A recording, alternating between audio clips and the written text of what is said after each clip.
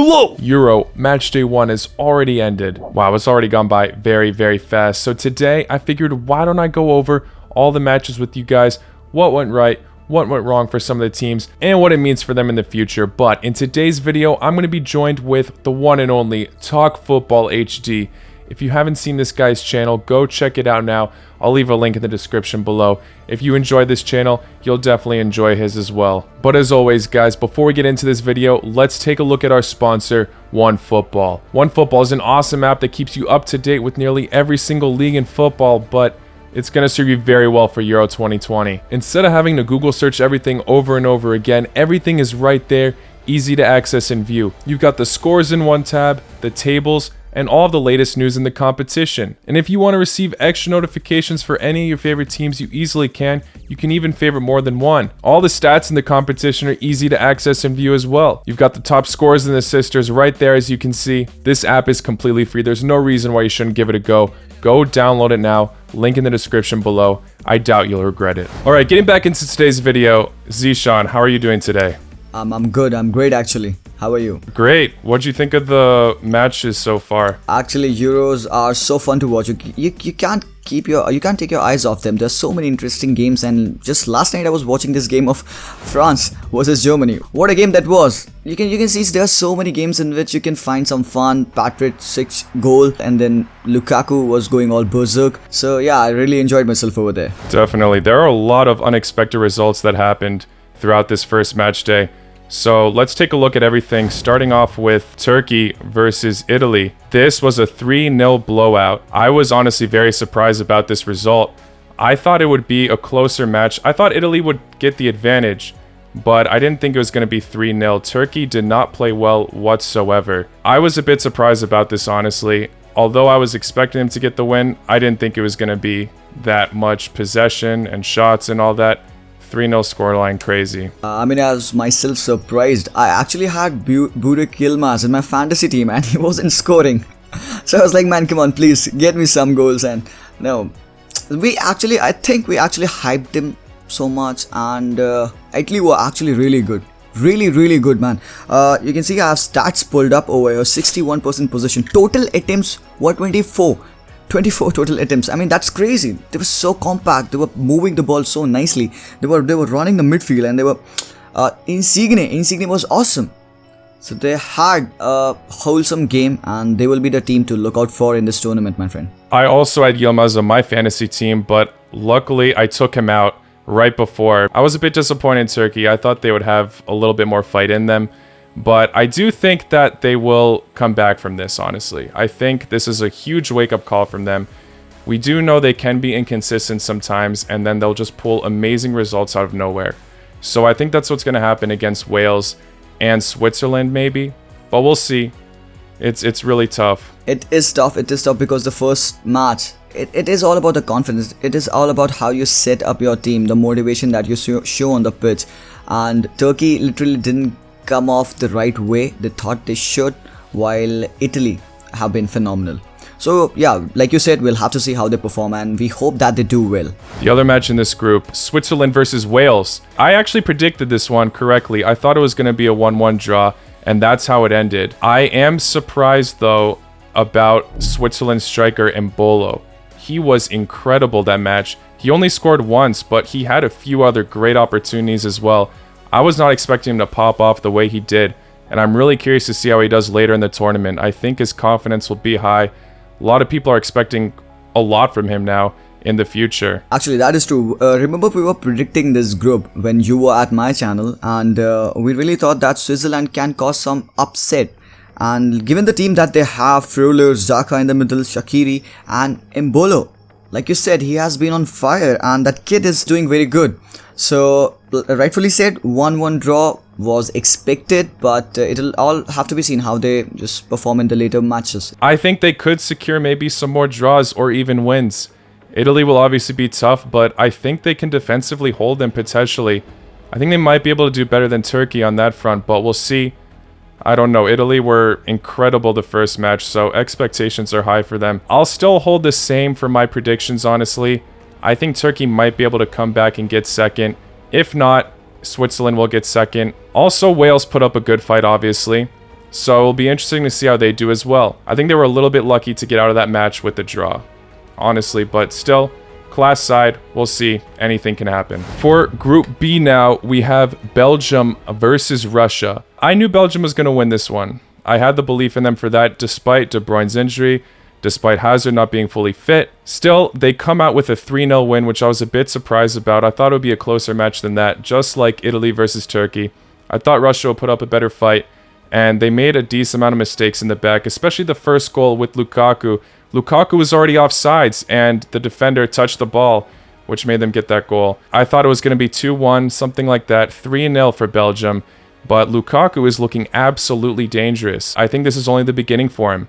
He's going to score a lot of goals this tournament, I think. This is just the sign for what's to come. Exactly, and they did defend well. Dedrick Boyata, playing in between Alderweireld and Vertonghen. He was actually a rock. You can look at the other two defenders who are playing alongside him. They are veterans of this game. They have been playing at such a high level for so long in the World Cups and all at Spurs. But Dedrick Boyata actually impressed me a lot. He was putting in the challenges. I mean, he didn't let Zuba get in even once. Actually, I was a bit disappointed by Russia. I really thought that they won't concede 3. I thought that maybe Belgium would win it, maybe 1-0, 2-1 at maximum. But conceding 3 and not scoring even 1 goal was literally bad on their part.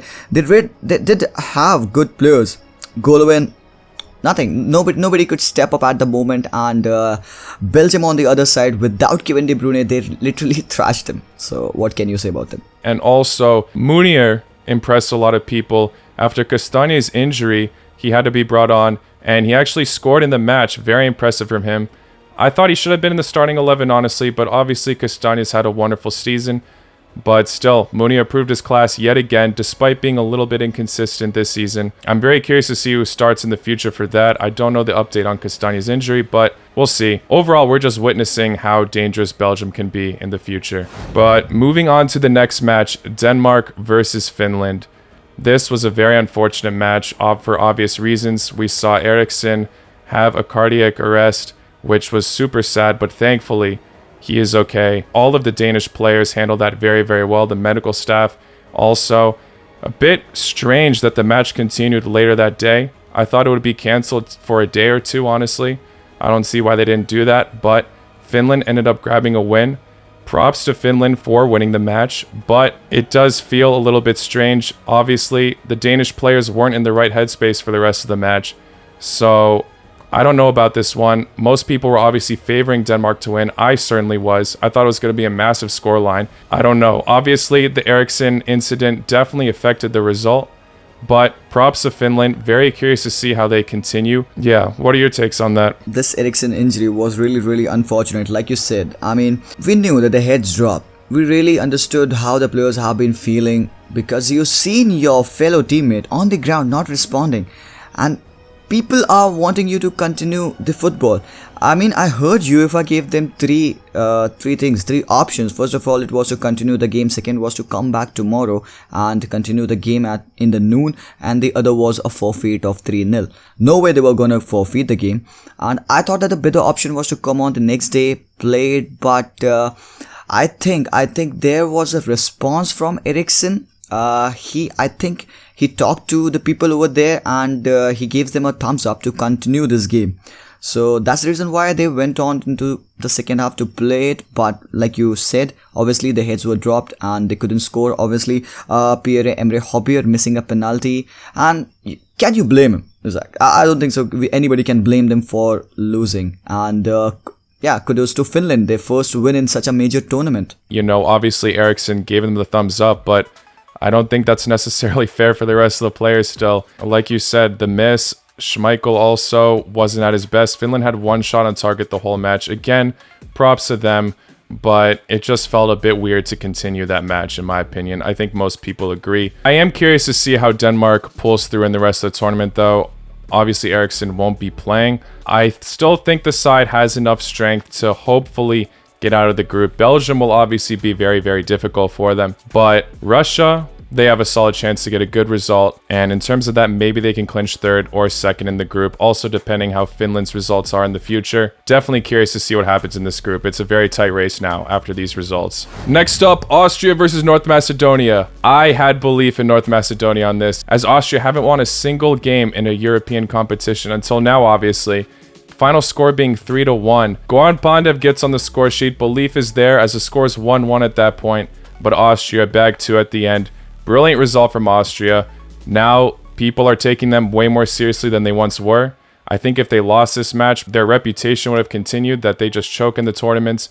But now, this group is taken a lot more seriously, as Austria being one of the contenders to finish second, if not first. Actually, yeah, they did play a very good game. Actually, the first goal of Laner was out of this world. The pass coming in from deep and the finish was exquisite. And I actually loved how they played. And kudos to North Macedonia. Pandev with a great goal. And it was coming. It was coming. He had to score that. And the next game of them is against Netherlands, who, by the way, have another fantastic game, and we will get to that later on. Like you said, yeah, the other teams would be thinking about Austria now, and they would take them much more seriously. Unfortunately, a lot of people are doubting Macedonia now, as this was the one where they could have pulled an upset, most people believe too. Ukraine will definitely be tougher, and Netherlands will definitely be the toughest. Who knows? Anything can happen. This tournament has already been a little bit unpredictable. Fourth is honestly looking like the most realistic option, but who knows? Great side with a lot of heart. They could potentially turn things around, and I really hope they do. This is one of my favorite underdogs in the tournament, so we'll see. Moving on to the next match in this group, though, we have Ukraine versus Netherlands.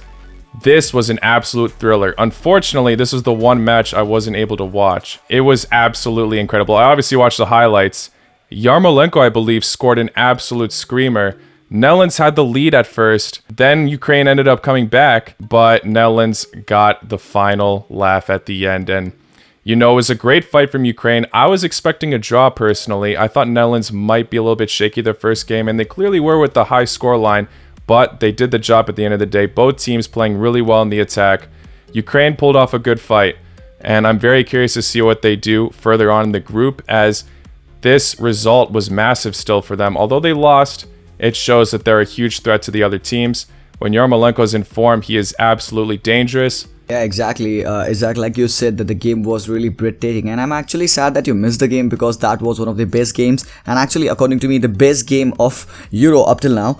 And seriously, I do feel that Netherlands miss De Ligt and they do miss Van Dijk, because defensively they were not so good. They were shaky, but at times it looked like they were holding their ground really firmly, because 5 at the back and then Ukraine coming at them. And like you said, Yarmolenko's strike, literally, it was majestic.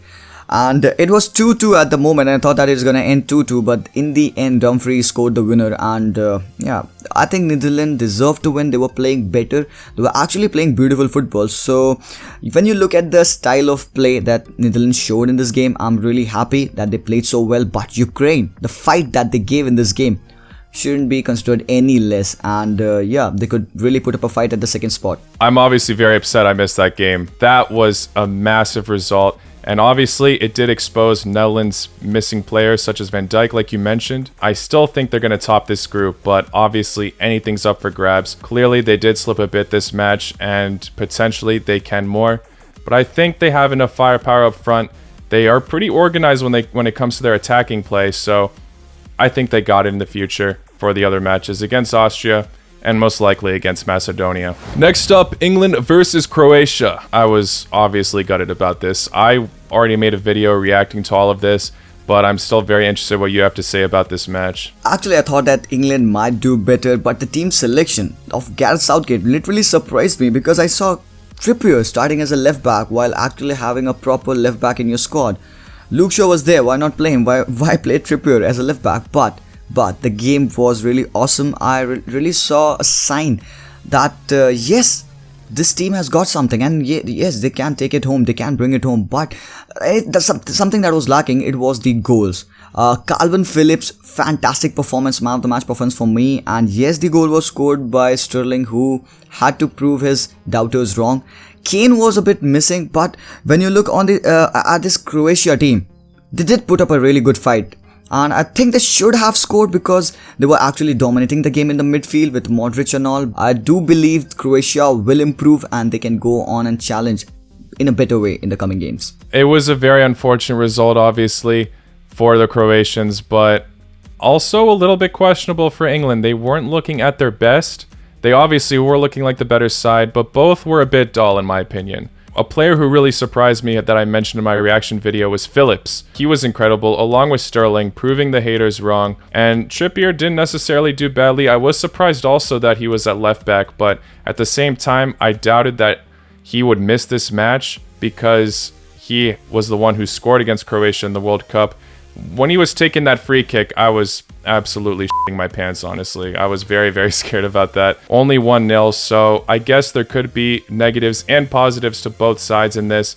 Hopefully, Croatia can do better. I am hoping for a very solid result against Czech Republic this week, as well as Scotland in the future. We'll see if they can do it. Let's cover those two teams now. Czech Republic versus Scotland was an absolutely epic match. Most people were starting to favor Scotland in this, but Czech Republic absolutely bossed it. Schick, in particular, scored a header and then a goal from over halfway off the pitch. That was absolutely crazy. So far, the goal of the tournament, I believe. Yeah, to be honest, actually, I wasn't watching the game. The game was playing in my background and I was just working on my videos. And then I saw the commentator go all crazy. And then I saw what the hell happened. And Patrick, with the fantastic goal, I think actually this could be one of the goals of the tournament. And Scotland, like you said, I think they were the favorites coming into this game. But then Czech Republic, really. They held their ground firmly and 2-0 win sounds very good. Sounds very good for them. But I don't doubt Scotland. I do feel when they play against England, we shouldn't be doubting them because they played badly in the first game. I think they would be giving a stern competition to England. Yeah, definitely. Scotland are still a very threatening side. And honestly, with this result, I am very worried for Croatia because I feel like Scotland are going to be a lot more motivated in the future to get solid results. They're not going to want to go down like this, obviously. But I think they have enough willpower to get somewhat of a decent result in this tournament. Whether it's against England or Croatia, I don't know. Either way, I am very, very nervous. I definitely think they can mess up this group somehow if they don't qualify for the next round. But this is a massive win for Czech Republic. Many people were doubting them to make it to the next round, and now they've proven their stance. They're in first right now by goal differentials, obviously, but who knows what will happen. They could even potentially beat England or Croatia. Very threatening side right now. Very solid defense. They've got Souček, Tufal, and now Schick looking like an absolute menace on the pitch. So very, very worried about both of these sides, but Czech Republic at the end looks like the more dangerous one. Next up, Poland versus Slovakia. What an absolute match. I honestly completely doubted Slovakia in this group. I thought they would be way too inconsistent for these teams, but clearly Poland also had their flaws in this. They got a red card, Szczesny own goal. Skriniar had one hell of a match, scoring the match winner. Slovakia, absolute class side, and I'm very curious to see how well they can do. I'd love to see them upset this whole group, but we'll see.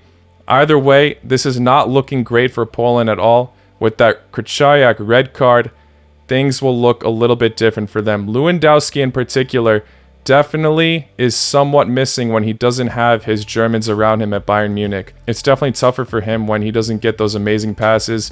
Poland just looked a bit disorganized.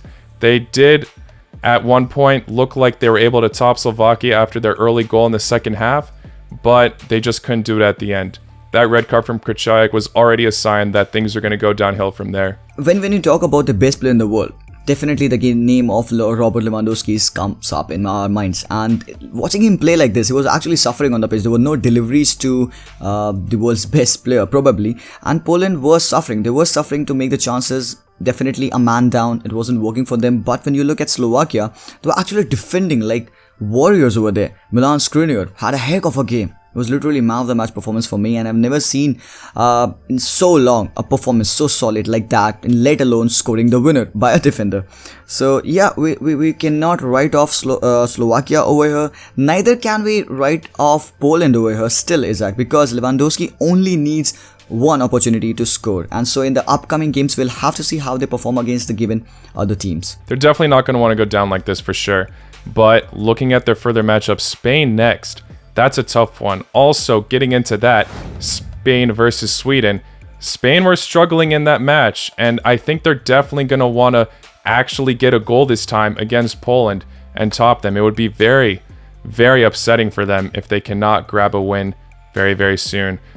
That draw against Sweden was something. They were dominating in possession like crazy. Their passing was brilliant, but the finishing was off. I was very surprised Morata started this match. I think Gerard Moreno definitely should have started. He was incredible this season with Villarreal, winning the Europa League, being the top scorer in La Liga apart from Messi. Morata has definitely been shaky. He's already had that reputation that he isn't necessarily consistent, but the rest of the side were looking pretty solid. They were just lacking that finishing, and this is also what we expected from Spain. We were expecting them to not have enough quality up front. So I think Moreno was the answer for them, and he did produce some good chances at the end, but Olsen from Sweden was absolutely on fire. Absolutely true, because when I saw the team sheet, I was actually taken aback. I was like, where the hell is Gerard Moreno? And then I saw Morata missing it. So it wasn't good. And the team selection maybe of Luis Enrique can come into question over here, but I do believe that in the next game, the game against Poland, he would be making sure that he would be using best of his players, because against Sweden we saw how easy it was for Alexander Isak to wriggle his way into the defense of Spain and create the chances. Such a young lad, and yes, Sweden can also surprise us because they actually have got a good squad and good young strikers coming up. I did see a close margin for this match. I thought it was going to be 1-0 Spain, them scoring a late goal. I honestly saw this kind of match coming up where Spain would dominate in possession, Sweden would hold back as much as possible. I thought Spain would be able to do it at the end though.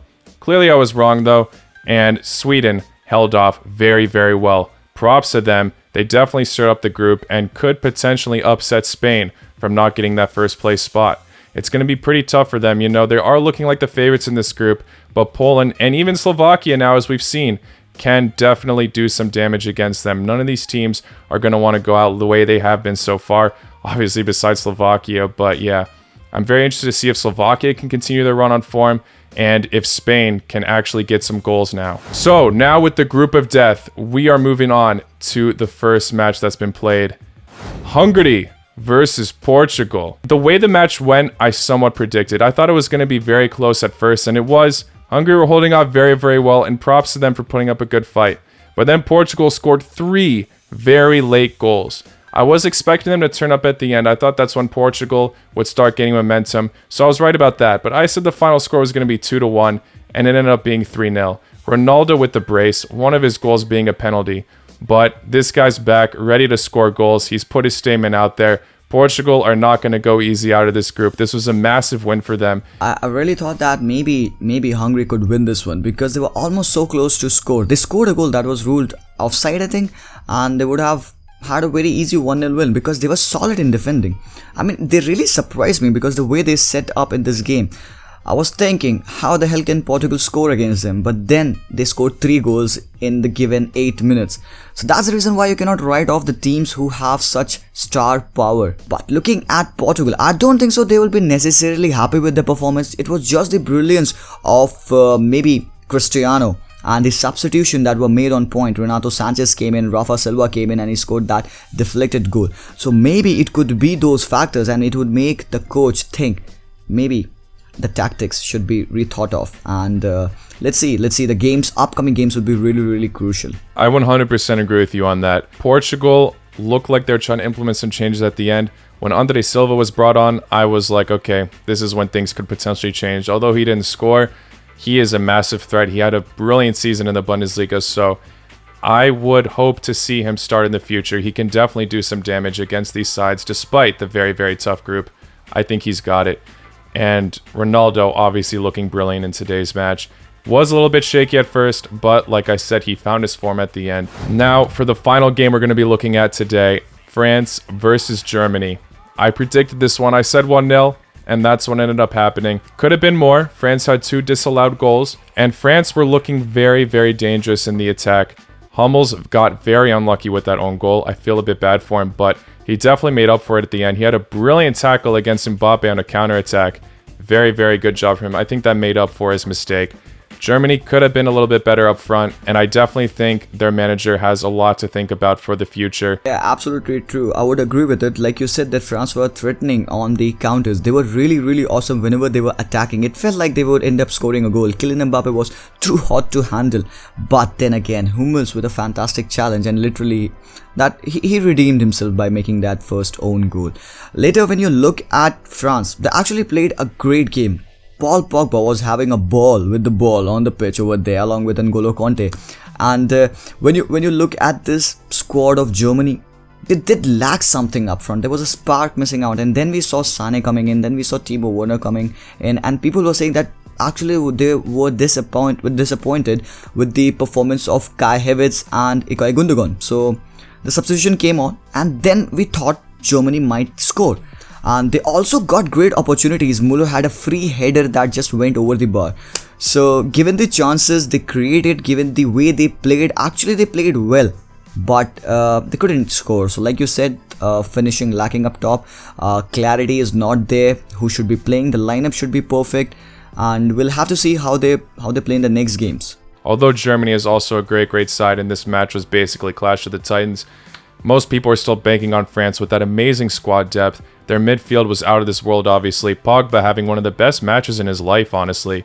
Incredible stuff. Conte being all over the pitch as always. Very impressive midfield from France. And obviously the strikers got a bit unlucky with those offsides goals. Mbappe's strike was great. Great job from both of these teams. They both proved their class. And honestly, I am possibly debating that maybe Germany can pull out of this group, because that was still a great performance from them. It was a bit unlucky, and I do think that they can potentially strive for way better results. Against Portugal, they might be able to do it. That one's going to be very neck and neck, and I think they got it against Hungary now. But obviously, we'll see. Anything's up for the air. This is the group of death, as we all know. Anything can obviously happen with all of these amazing teams, including Hungary. Can't rule out any of them. Alright guys, that's the end of this video. Hope you all did enjoy it. Again, check out Talk Football HD, leaving a link in the description below. If you guys enjoyed this video, please hit that like button. Subscribe if you're new. We'll see you all very soon. La noche.